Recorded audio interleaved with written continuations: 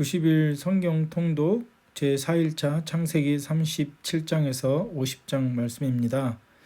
하나님께서는 에덴 동산에서 아담과 하와의 타락에 의해서 타락과 하나님께 대한 불순종에 의해서 그리고 반역에 의해서 하나님의 심판을 받을 수밖에 없던 인간에 대해서 하나님께서는 그것으로 끝나지 않으시고 인간을 구속하시기로 하나님께서는 결정하셨습니다. 그리고 하나님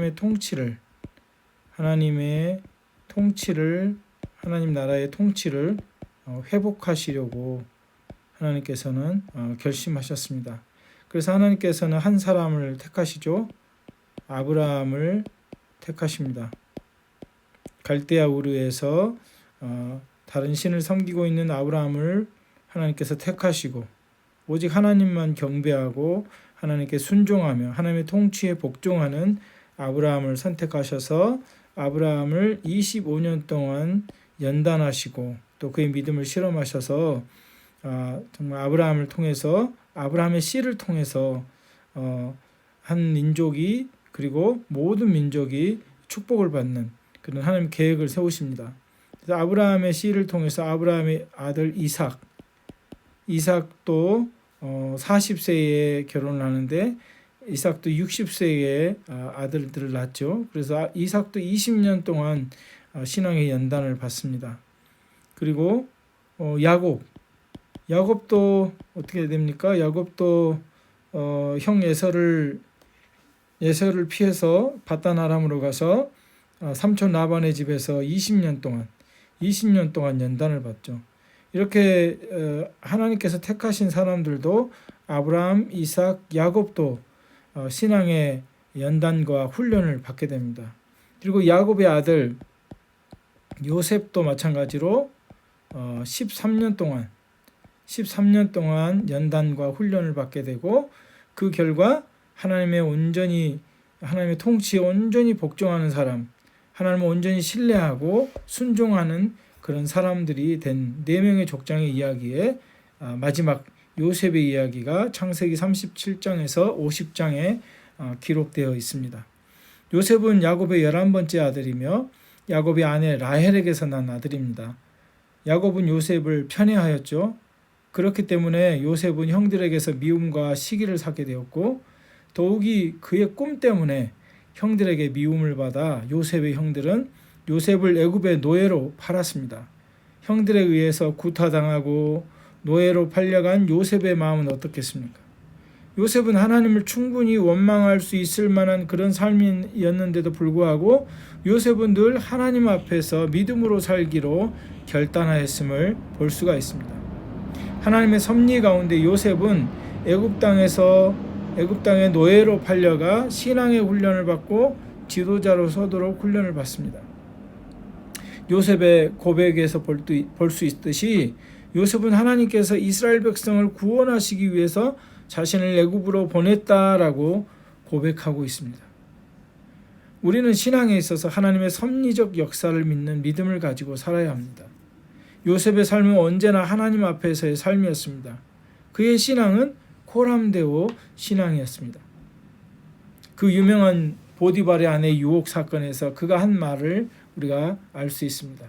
이 집에는 나보다 큰 이가 없으며 주인이 아무것도 내게 금하지 아니하였어도 금한 것은 당신뿐이니 당신은 그의 아내임이라. 그런즉 내가 어찌 이 큰 악을 행하여 하나님께 죄를 지으리이까. 신앙은 아무도 보는 이 없을 때 홀로 있을 때에도 하나님 앞에서 살아가는 것임을 잊어서는 안 됩니다.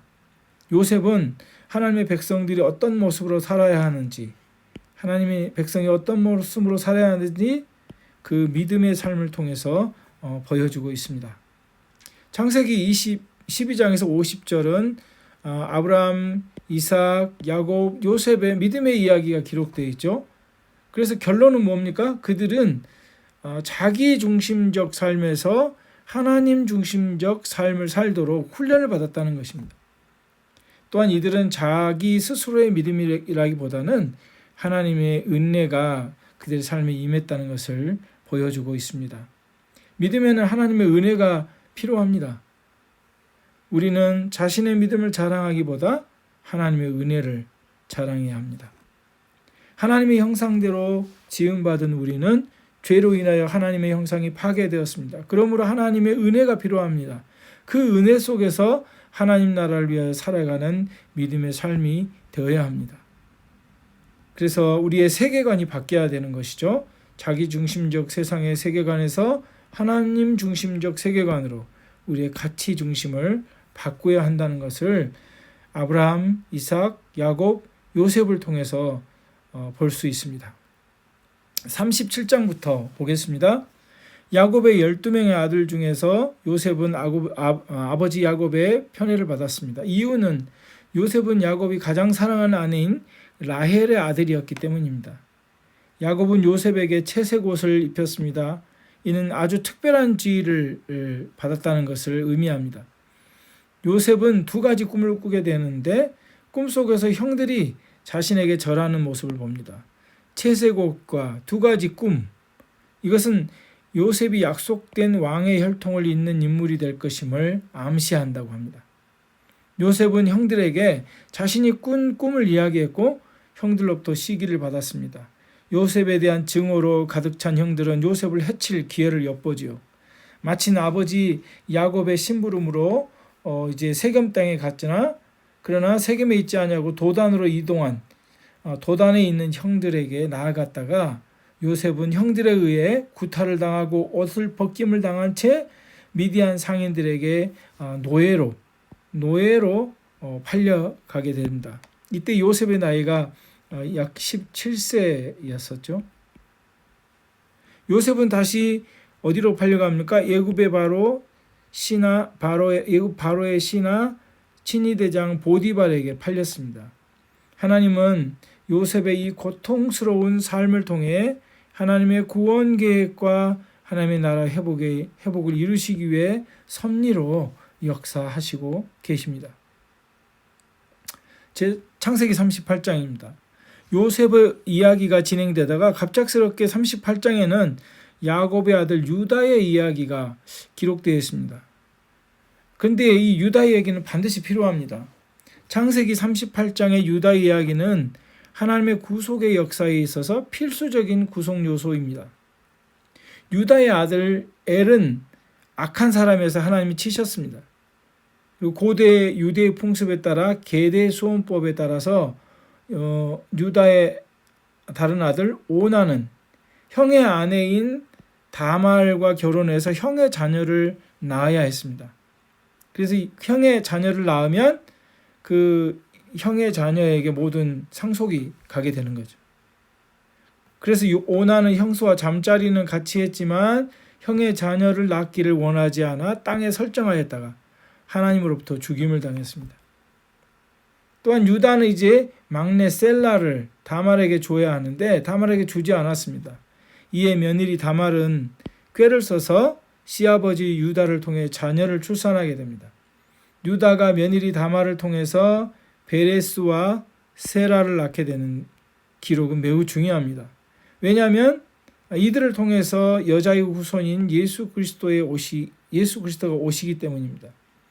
예수 그리스도의 오심은 이스라엘의 왕이었던 다윗의 자손으로 오셨으며 다윗은 유다 지파의 후손이었습니다. 그렇기 때문에 이 유다를 통해서 유다는 다말에게서 베레스를 낳고 베레스는 헤스론을 낳고 거기에서 이제 다윗의 후손, 다윗이 유다 지파의 후손이 되는 거죠. 그리고 다윗의 후손으로 예수 그리스도가 오십니다. 메시아가 오시는 것이죠. 그래서 창세기 38장은 그런 의미에서 하나님의 구원 역사와 하나님의 통치 회복에 있어서 매우 중요한 사건입니다. 하나님이 아브라함과 맺은 언약에서 아브라함의 씨는 결국 야곱의 아들 유다의 후손을 통해서 성취될 것이기 때문입니다. 하나님 나라의 관점에서 구속사적 관점에서 이 창세기 38장은 매우 중요한 의미를 가지고 있는 장이라고 할 수 있습니다. 창세기 39장입니다. 요셉은 애굽에서 종살이를 하면서도 하나님 앞에서 신실한 믿음을 가지고 살았습니다. 하나님과 동행했으며 하나님께 순종하는 삶을 살았습니다. 하나님 나라의 회복은 어떻습니까?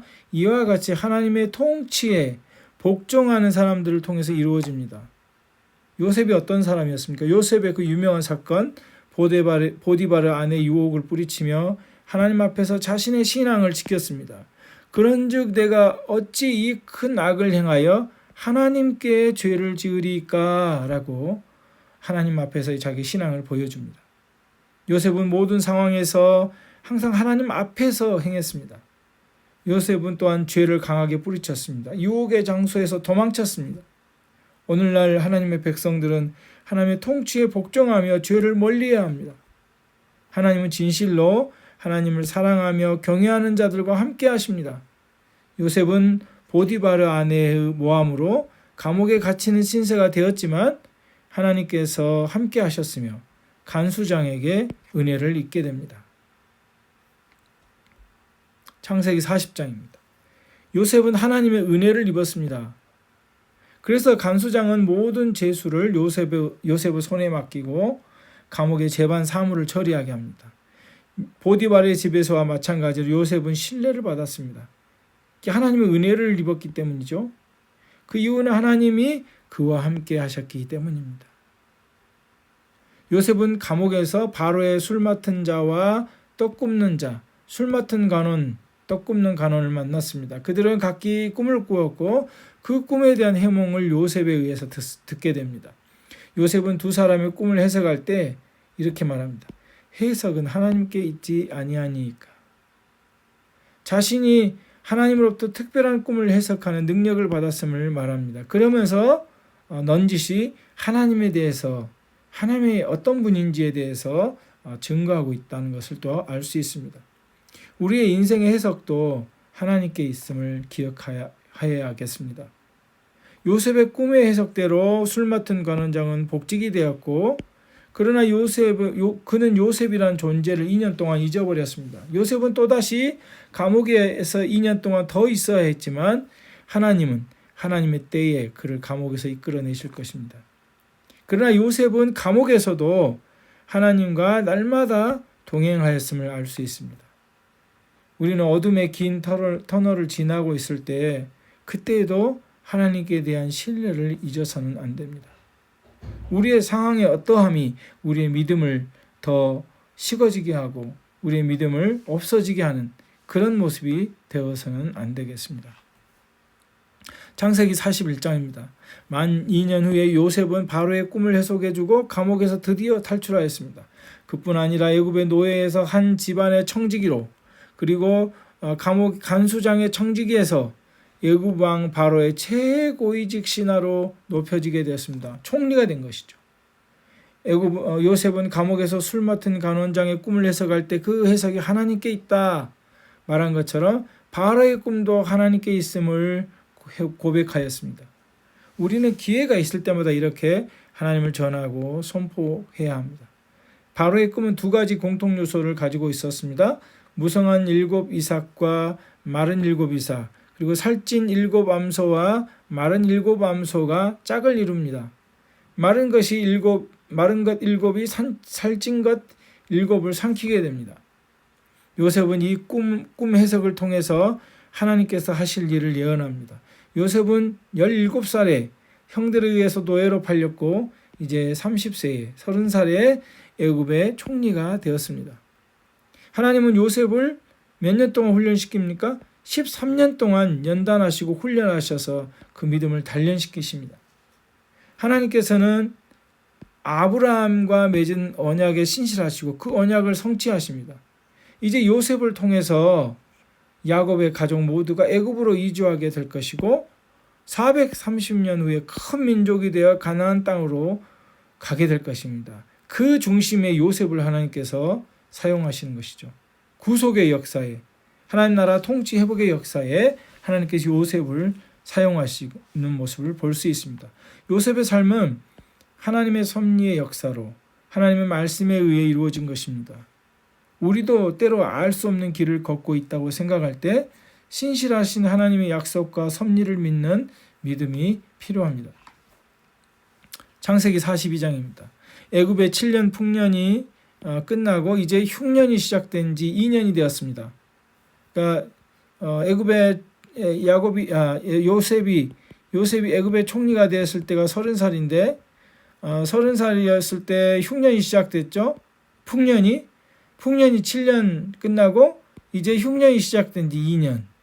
그러니까 약 요셉의 나이가 40살쯤 되었을 때 39살이라고 볼 수 있지만 약 40살쯤 되었을 때 40살쯤 되었을 때 야곱의 아들들이 이제 애굽으로 내려오는 거죠. 야곱이 사는 땅에도 기근이 찾아와서 그는 자신의 자녀들 10명을 베냐민을 빼고 10명을 애굽의 곡식을 얻게 하기 위해서 내려가라고 합니다. 만 20년 만에 요셉은 자신 앞에 선 형들을 보게 됩니다. 형들은 요셉 앞에 무릎을 꿇고 엎드렸습니다. 요셉은 20년 전 10대 시절 꿈을 떠올립니다. 그때 형들의 볕단이 자기에게 엎드리는 그런 꿈을 꿨었죠.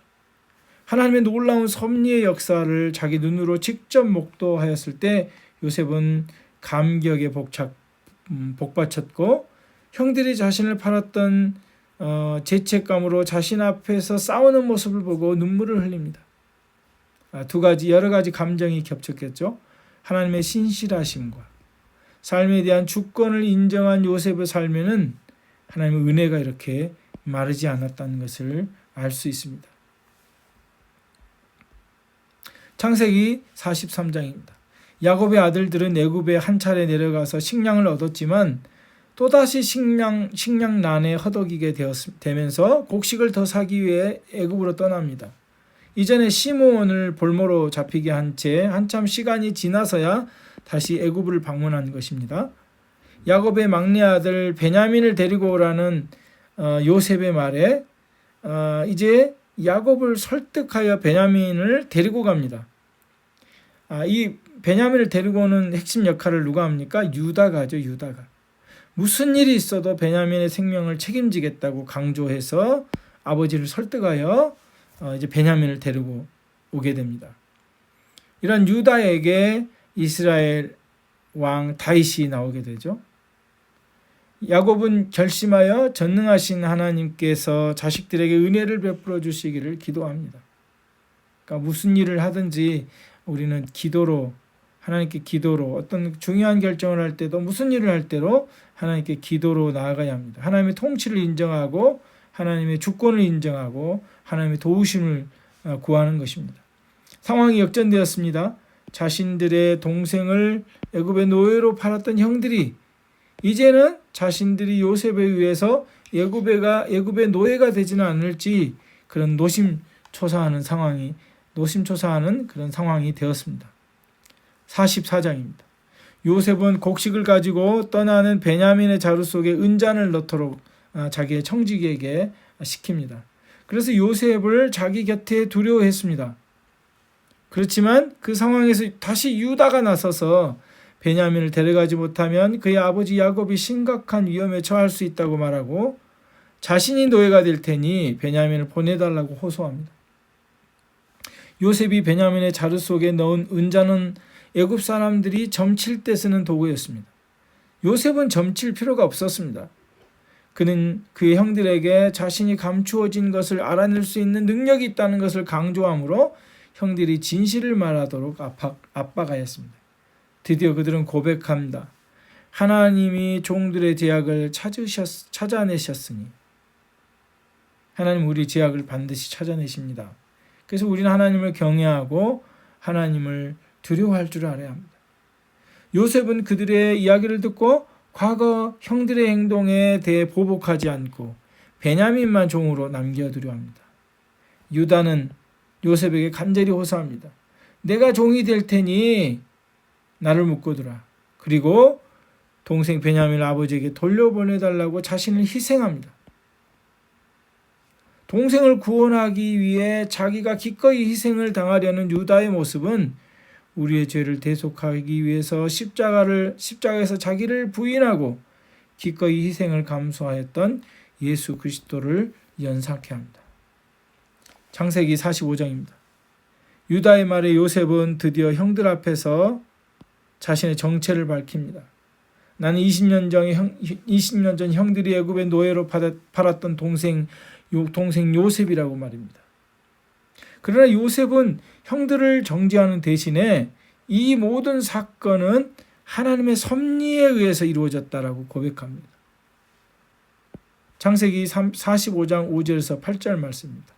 당신들이 나를 이곳에 팔았다고 해서 근심하지 마소서, 한탄하지 마소서. 하나님이 생명을 구원하시려고 나를 당신들보다 먼저 보내셨나이다.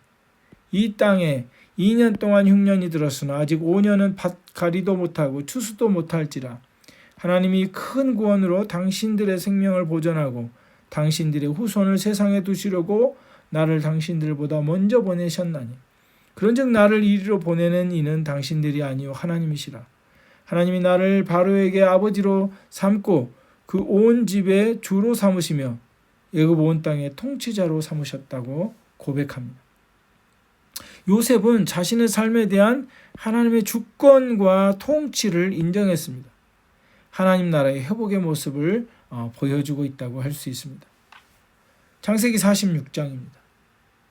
야곱은 이제 하나님의 명령에 의해서 이집트로 내려갑니다.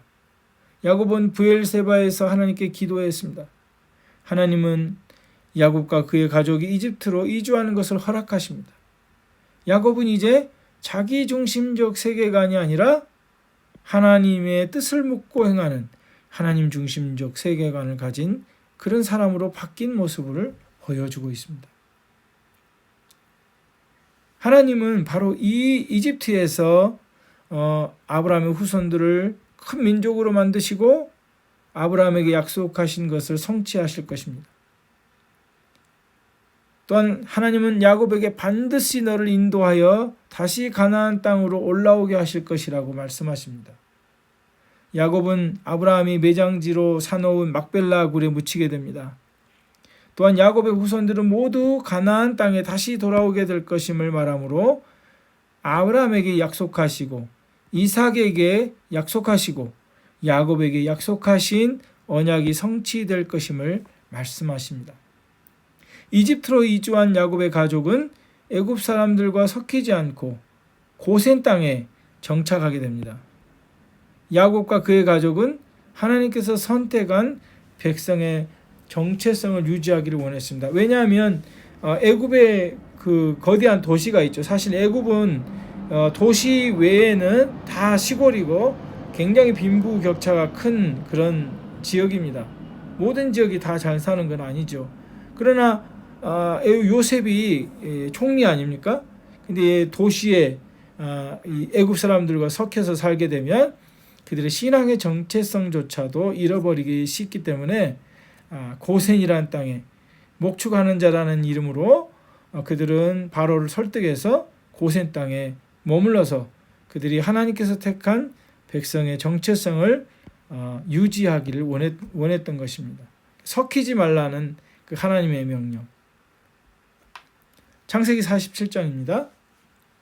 요셉은 바로를 설득하여 야곱 가족이 고센 땅에 정착할 수 있도록 바로의 허락을 받습니다. 그러나 사실 요셉은 자신의 가족이 하나님을 믿는 신앙이 애굽의 우상을 믿는 것과 섞이지 않도록 하려는 의도가 있다고 볼 수 있습니다.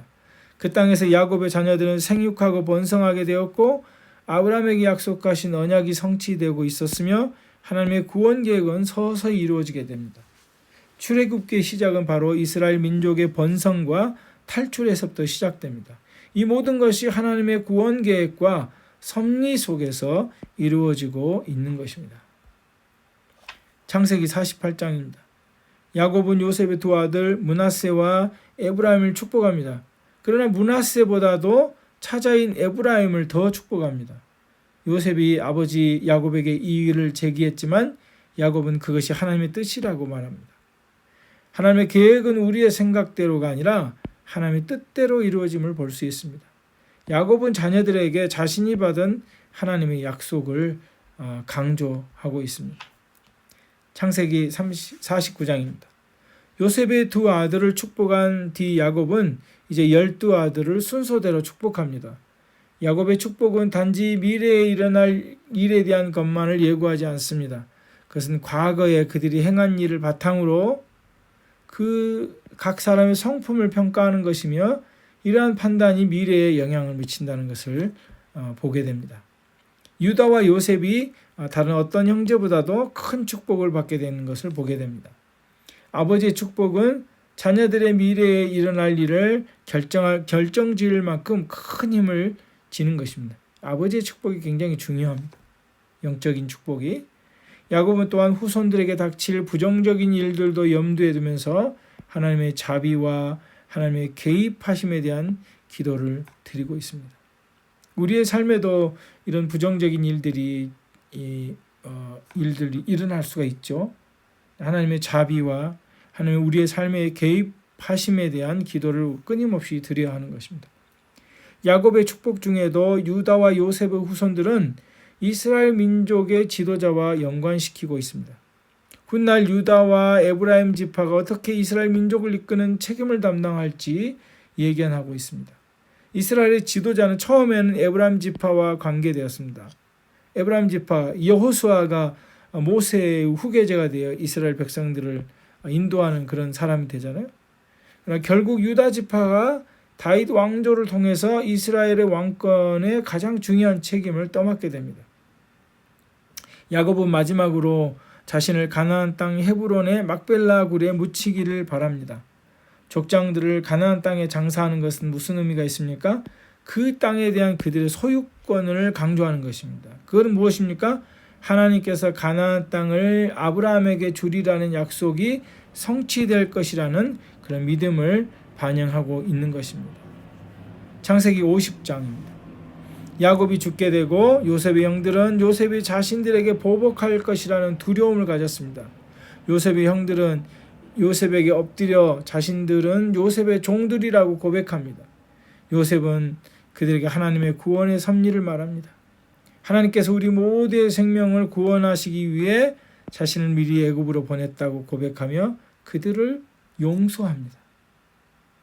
요셉이 그들에게 이르되 두려워하지 마소서 내가 하나님을 대신하리이까 당신들은 나를 헤아려 했으나 하나님은 그것을 선으로 바꿔서 오늘과 같이 많은 백성의 생명을 구원하게 하시려 하셨나니 당신들은 두려워하지 마소서 내가 당신들과 당신들의 자녀를 기르리이다 하고 간곡한 말로 위로하였더라. 요셉의 용서와 포용의 마음을 우리가 가져야 할 줄로 믿습니다.